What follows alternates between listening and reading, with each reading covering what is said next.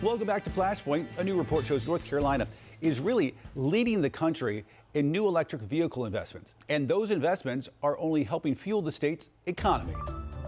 Joining us now is David Kelly. He's the North Carolina State Director for the Environmental Defense Fund. Welcome to Flashpoint. We appreciate it.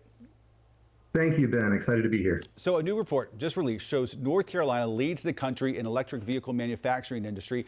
What makes the state of North Carolina such an ideal place? Sure. Well, I guess I'd start a little higher level than that and say the report we released, I think, offers really good evidence that the bipartisan infrastructure law and the IRA adopted by Congress are helping to unlock private capital investment to grow EV and battery manufacturing and their supply chain industries. In North Carolina, I think we pair that policy support with a world-class workforce and a strong reputation that we have as a state as a leader in the clean tech industry space, and that we're seeing the benefits of that competitive advantage relative to our peer states. So a combination of the federal legislation you mentioned as well as our local advantages here in North Carolina. So is there room for more electric vehicle growth here, do you think? I think so. I think what we're seeing is just the beginning of this, really. I mean, to go back to the report a little bit and share that context, we partnered with a firm, WSP, which is a leading engineering, environment, and professional services firm, to inventory and assess concrete facility level investment announcements for EV and battery manufacturing and supply chain industries.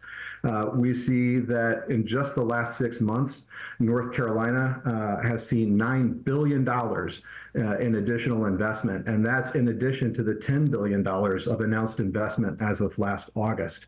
As you mentioned at the outset, that's the most growth over that time period of any other state.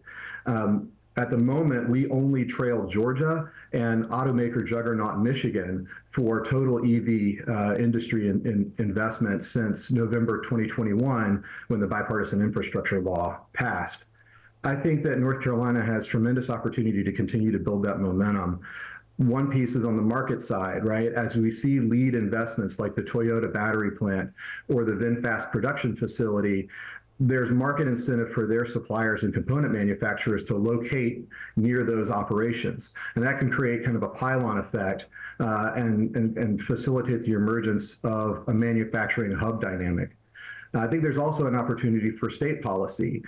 Executive orders, goal setting, other policy activity can send at the state level can send really important signals to the marketplace that North Carolina is open for business and wants to be a leader in this space. You talked about the economic impact and then the money. What impact has it had on jobs here in North Carolina? So a lot of these initial investments will create jobs like in the construction space as we build these facilities.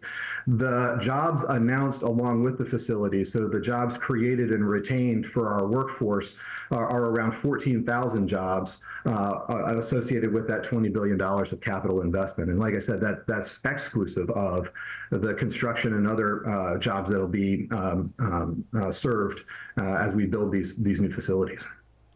Talk to me about, you mentioned the fact that the state, its role in this, and state lawmakers will be the first to tell you that we've been rated best in business 2 years in a row by CNBC. What else can they do to help spur some of this growth? Well, like I mentioned, things like goal setting, even something as simple as that can help. There's also the traditional economic development tools available to the state. If we want to get more specific in the EV policy space, supportive policies like EV-ready construction for private and commercial development, making it easier or being able to consider procurement of electric vehicles by looking at the total cost of ownership when state and local governments are looking to modernize their fleets of vehicles. Things like that really help send a signal that not only do we want the manufacturing, but there's a market for the products, growing market for the products here in North Carolina. Have you found folks in Raleigh have been receptive to your industry? In general, I think it cuts across some of our typical political divides. Everybody's interested in North Carolina's economic competitiveness, creating jobs and bringing investment to our states. We've seen this story play out in the clean tech space before in the last decades as North Carolina really rocketed to national and even international leadership in the solar energy space. We're seeing similar trends start to take root in the electric vehicle space, and there's a real opportunity for North Carolina to embrace this industry.